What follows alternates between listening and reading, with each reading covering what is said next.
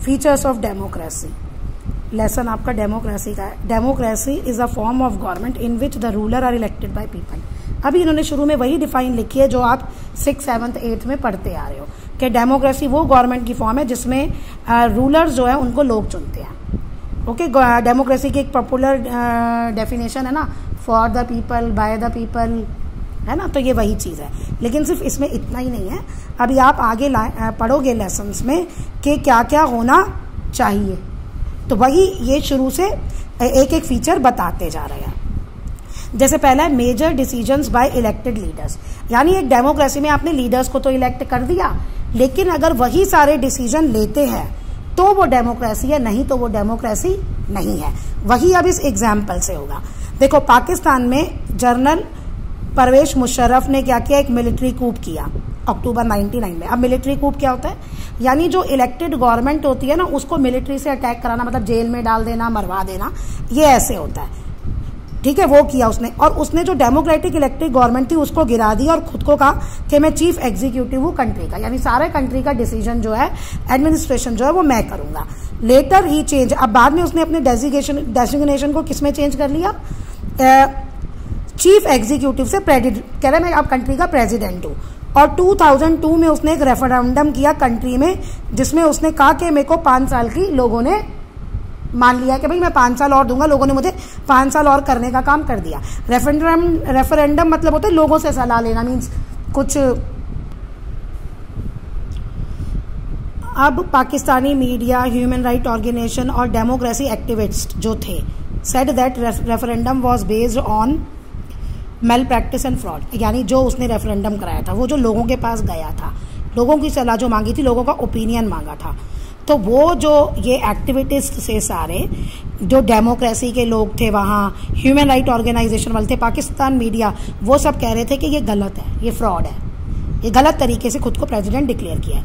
तो अगस्त 2002 में उसने क्या किया, एक लीगल फ्रेमवर्क ऑर्डर दिया, यानी उसने पाकिस्तान के कॉन्स्टिट्यूशन को चेंज कर दिया और खुद को पावरफुल बना दिया। अकॉर्डिंग टू दिस ऑर्डर, इस ऑर्डर के अकॉर्डिंग जो प्रेसिडेंट है वो जो भी चुनी हुई गवर्नमेंट है ना, नेशनल और प्रोविंशियल, उनको डिसमिस कर सकता है, यानी उनकी कोई इंपॉर्टेंस नहीं है। जो वर्क है सिविलियन कैबिनेट का is supervise by national security council which is dominated by military officers. अब यानी कि जो ये जो काम करती है सिविलियन कैबिनेट, यानी जो लोगों के लिए काम करती है, जो चली हुई इलेक्टेड बॉडी थी, उसका कौन देखेगा, उसका काम कौन देखेगा, उसको ऑर्डर कौन देगा, उसको कंट्रोल कौन करेगा, नेशनल सिक्योरिटी काउंसिल, और उसमें कौन होंगे, मिलिट्री के ऑफिसर। और परवेज मुशर्रफ खुद मिलिट्री का जनरल था, वहां पे सबसे हाई पोस्ट पे था।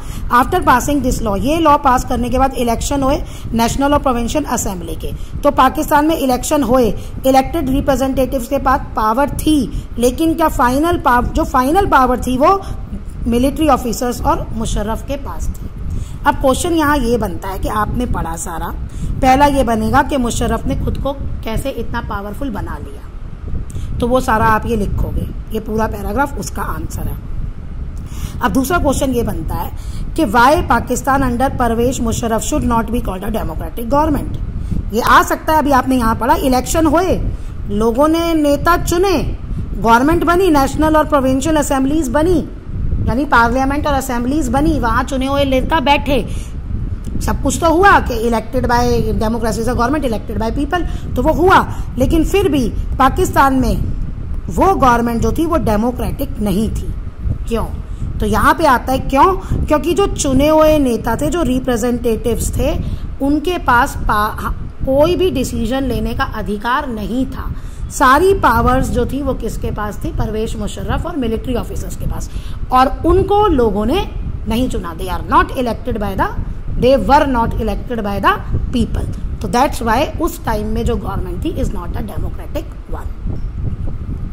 अब ये रहा इसका आंसर। People may have elected their representative to the national and provincial assemblies, but those elected representative were not really the rulers. वो असली में रूलर्स नहीं थे। They can not take the final decision, वो फाइनल डिसीजन नहीं ले सकते थे। The power to take final decision rested with the army officials and with general Musharraf के हाथ में था सारा।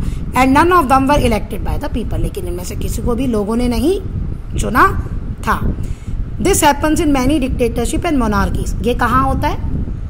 डिक्टेटरशिप में और मोनार्कीज में, मतलब जहाँ पे राजा है, और डिक्टेटरशिप मतलब ऐसे ही कोई आर्मी का बन गया, एक ही पर्सन है जो पूरी कंट्री को चला रहा है और उसे लोगों ने नहीं चुना, जैसे चाइना में भी अभी डिक्टेटरशिप है। और इसमें जो पूरे लेसन में एक इम्पॉर्टेंट क्वेश्चन बनेगा, difference between democratic government and dictatorship, non democratic government. They formally have elected, अब उन्होंने फॉर्मली इलेक्टेड किए थे पार्लियामेंट और गवर्नमेंट में, लेकिन रियल पावर उनके हाथ में नहीं थी जिनको उन्होंने चुना था।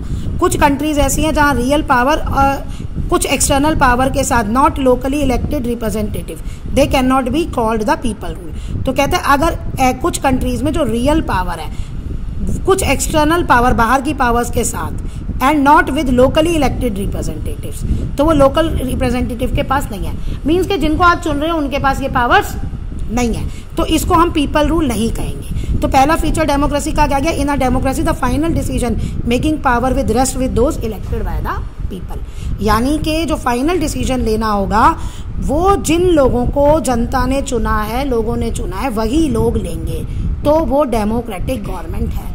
ये फर्स्ट फीचर है। अब दूसरा फीचर क्या है, free and fair electoral competition.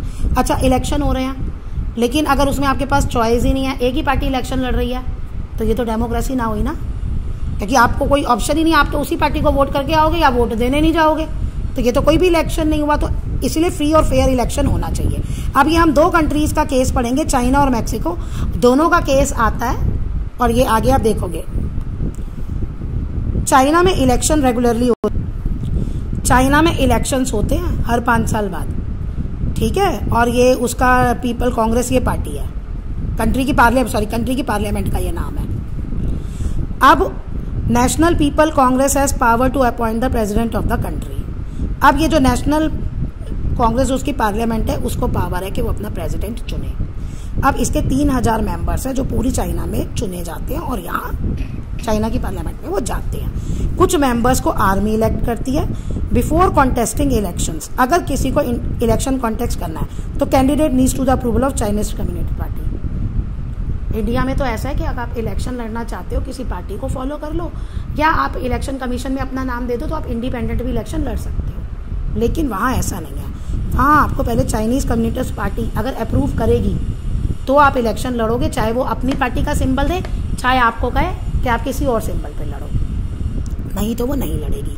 Only those who are the member of, कहता है सिर्फ वही जो चाइनीज कम्युनिस्ट पार्टी के मेंबर्स हैं या कुछ स्मॉल पार्टीज जो उसकी एलाइड है, मीन्स उसकी सहयोगी है, हेल्पफुल है उसके लिए, उसी के एलाइड मतलब होता है सहयोगी, तो वही उसको इलेक्शन कॉन्टेस्ट कर सकता है, वही लोग इलेक्शन कॉन्टेस्ट कर सकते हैं।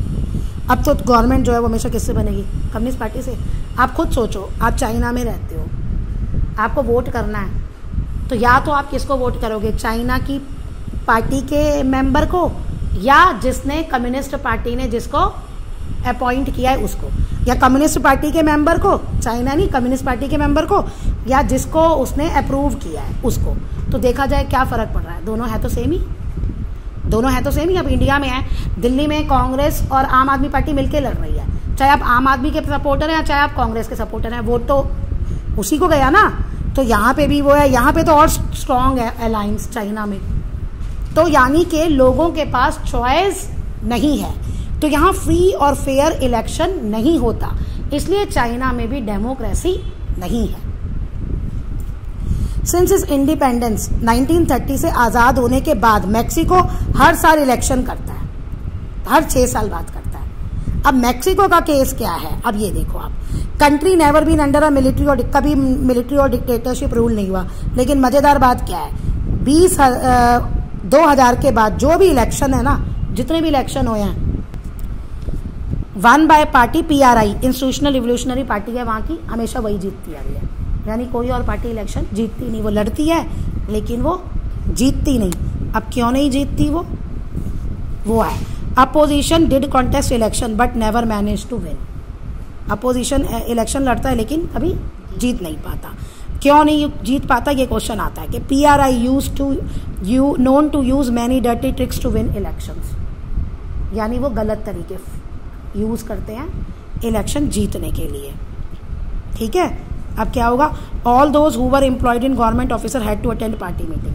गवर्नमेंट के जितने हैं ना एम्प्लॉयज़, ऑफिसर्स वगैरह, उन सबको वो जो PRI पार्टी मीटिंग होल्ड करती है ना, उसमें बुलाया जाता है। टीचर्स के, गवर्नमेंट स्कूल के टीचर्स को कहा जाता है कि लोगों को फोर्स करे, जो पेरेंट्स हैं उनके बच्चे जो है उनके पेरेंट्स को फोर्स करे कि वो PRI को ही वोट करें।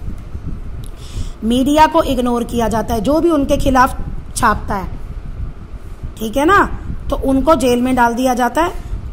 और political parties except to criticise them. अब वो क्या कह रहे हैं, largely ignored the activities of the opposition, political parties except to criticise them. अब मीडिया जो है, जो पॉलिटिकल पार्टीज जो भी एक्टिविटी करता है, अब अपोजिशन का क्या काम है, जो रूलिंग पार्टी है उसकी कमियां निकालना, तो वो नहीं दिखाते। उनका काम क्या है मीडिया को, कि जो दूसरी वाली पार्टी है उसकी बुराई करे हमेशा, जो उसने अच्छा किया वो नहीं, जो बुराई है वो दिखाओ हमेशा। कभी पोलिंग बूथ एकदम चेंज कर देते हैं एक जगह से दूसरी जगह लास्ट मिनट पे। भाई लोग इलेक्शन वोट देने गए, अब वो पहुंचे इलेक्शन जहां सेंटर है वोट डालना, वहां से कहीं दूर शिफ्ट कर दिया, या तो लोग जाना नहीं चाहेंगे, या वो जब पहुंचेंगे तब तक वोटिंग टाइम खत्म हो जाएगा। तो ये भी वो काम करते हैं। बहुत सारे पैसे देते हैं कैंडिडेट्स के कैंपेन में, बहुत सारे पैसे खर्च करते हैं, क्योंकि जो जितना ज़्यादा कैंपेन करेगा उसका जो वो करना चाहता है, जो बताना चाहता है, ज़्यादा से ज़्यादा लोगों तक पहुंचेगा, चाहे वो बाद में करे या ना करे। इन्फॉर्मेशन तो वो कन्वे कर ही देगा और फिर वो करेंगे। अब दूसरे जिसके पास पैसा नहीं है, वो अपना कैंपेन नहीं कर रहा, तो लोगों को क्या पता चलेगा भाई ये जब पावर में आएगा तो ये क्या करेगा। तो आप दोनों केसेस पढ़ लिए। अब ये है कि दोनों केसेस में डेमोक्रेसी नहीं है, लेकिन दोनों केसेस में डिफरेंस क्या है। डिफरेंस दोनों केसेस में ये है कि इलेक्शन में चाइना में लोगों को कोई सीरियस चॉइस नहीं है, उनको कोई चॉइस दिख ही नहीं रही है। इस पे भी क्वेश्चन आ सकता है, ठीक है। ये जितना भी पढ़ा है ये पूरा पैराग्राफ याद करना। Dirty tricks use by PRI, ये वाला आ सकता है। भाई मैक्सिको में इलेक्शंस होते हैं फिर भी डेमोक्रेटिक गवर्नमेंट नहीं है, क्यों नहीं है, ये क्वेश्चन आ सकता है। चाइना में भी इलेक्शन होते हैं फिर भी वहाँ डेमोक्रेटिक गवर्नमेंट नहीं है, क्यों नहीं है। ये सारे आपको क्वेश्चन आ सकते हैं जो पहले और दूसरे पैराग्राफ से बनेंगे। अब देखो दोनों में क्या डिफरेंस है। चाइना में इलेक्शन होते हैं लेकिन लोगों के पास चॉइस नहीं है, दे हैव टू चूज, उन्हें रूलिंग पार्टी या जो उसके कैंडिडेट अप्रूव हुए हैं उसी को अपॉइंट करना पड़ता है। लेकिन मैक्सिमम क्या है, हमें दिख रहा है कि लोगों के पास चॉइस है, दिख रहा है लेकिन है नहीं, ठीक है। But in practice no choice, है नहीं, क्योंकि कोई भी तरीका नहीं है जिससे रूलिंग पार्टी को हटाया जा सके। पीपल वर अगेंस्ट दीज, तो लोग चाहे उसके खिलाफ भी हो तो भी वो उस रूलिंग पार्टी को नहीं हटा सकते। तो ये फेयर इलेक्शंस नहीं है। अब एक second failure to our understand, अब ये सेकंड आ गया। अब देखो क्या है, holding election in any kind is not sufficient for democratic government, justify this statement. ये भी आपको आ सकता है पेपर में क्वेश्चन। तो क्या है, आप क्या लिखोगे उसमें, क्योंकि election must offer real choice between political alternatives, यानी अलग अलग पॉलिटिकल पार्टीज है या इंडिपेंडेंट है तो उसमें लोगों को चॉइस दिखनी चाहिए। And it should be possible for people to use this choice to remove the existing ruler. तो डेमोक्रेसी तभी हमें यूजफुल लगती है, तभी डेमोक्रेसी का मतलब बनता है जब लोगों के पास ये राइट होता है कि वो जो एग्जिस्टिंग गवर्नमेंट है उसको हटा सके, उसकी जगह कोई नई गवर्नमेंट ला सके। अगर ये सब सिर्फ अगर आप इलेक्शन होल्ड कर रहे हो तो उसमें पॉसिबल नहीं है, जैसे चाइना और मैक्सिको का केस है। तो फ्री और फेयर इलेक्शन जब होगा तभी डेमोक्रेसी का मतलब है। तो democracy must be based on free and fair election where the currently in power have fair chance of losing. तो फ्री और फेयर इलेक्शन होना चाहिए, जो अभी पावर में गवर्नमेंट है उसके हारने के चांस भी इक्वल होने चाहिए। भाई अगर वो काम नहीं करेगी तो लोगों को पता चल जाता है वो हार जाएगी, और अगर वो काम कर रही है तो डेफिनेट बात है कि फिर तो वो आएगी, लोग उसी को वो देंगे वोट। भैया जो काम करेगा उसको देंगे, जो काम नहीं करेगा उसको नहीं देंगे। अगर लोगों में सेंस है, लोग ये सोच के चुनते हैं तो फिर वैसी हो गई। 1 पर्सन 1 वोट 1 वैल्यू। अब तीसरा फीचर क्या है, डेमोक्रेसी में हर एक सिटीजन का एक वोट है और एक वोट एक के बराबर ही गिना जाएगा। कुछ कंट्रीज है, कुछ इंस्टेंसेस हैं जहाँ ऐसा नहीं होता। एक तो पहली बात है कि सबको वोट देने का अधिकार होना चाहिए, यूनिवर्सल एडल्ट फ्रेंचाइज। क्या मतलब है कि जो भी 18 साल 18 ईयर्स या उससे ऊपर है तो उसको वोट देने का अधिकार है सबको, चाहे वो गरीब है, चाहे वो अमीर है, चाहे वो जो भी है, मेल है फीमेल है। तो ये आपको पेपर में डिफाइन आ सकती है, 6th 7th में ये है डिफाइन, पहले क्लासेस में आप पढ़ चुके हैं। अब ये आ सकता है जहाँ पे डैनियल मतलब मना कर दिया, इक्वल राइट नहीं है वोट का। किन किन कंट्रीज में नहीं है, कौन कौन से एग्जाम्पल है, 2015 तक सऊदी अरेबिया में औरतों को वोट डालने का अधिकार नहीं था, अब मिल गया। अच्छा, एस्ट्रोनोमिया क्या है? सिटीजनशिप इस तरह से है कि जो वहाँ पे रशियन कम्युनिटी है ना, find it difficult to get the right to vote. Russian community को बहुत मुश्किल से वोट डालने का अधिकार मिलता है, मतलब बहुत सारे रशियन लोगों को वहाँ वोट डालने का अधिकार नहीं है। फिजी का देखो इस तरह से है कि जो फिजी का रहने वाला है, इंडिजिनियस, जो फिजी का रहने वाला सिटीजन है, जो वहीं पैदा हुआ है, उसके वोट की वैल्यू इंडियन फिजी, मतलब जो इंडियन वहाँ पे जाके सिटीजनशिप ली, उससे उसके वोट की वैल्यू ज़्यादा है, तो उसका नंबर ज़्यादा काउंट होगा, इंडियन वाले का कम होगा। जैसे उसके एक की वोट की वैल्यू 2 है या 5 है, तो वो ऐसे नंबर्स काउंट होंगे, ये होता है। और इंडिया का 1 है, या वो अपना उन्होंने रखा हुआ कंट्री का। तो ये आपका थर्ड प्रिंसिपल आ गया। In a democracy each adult citizen must have 1 vote and each vote must have 1 value.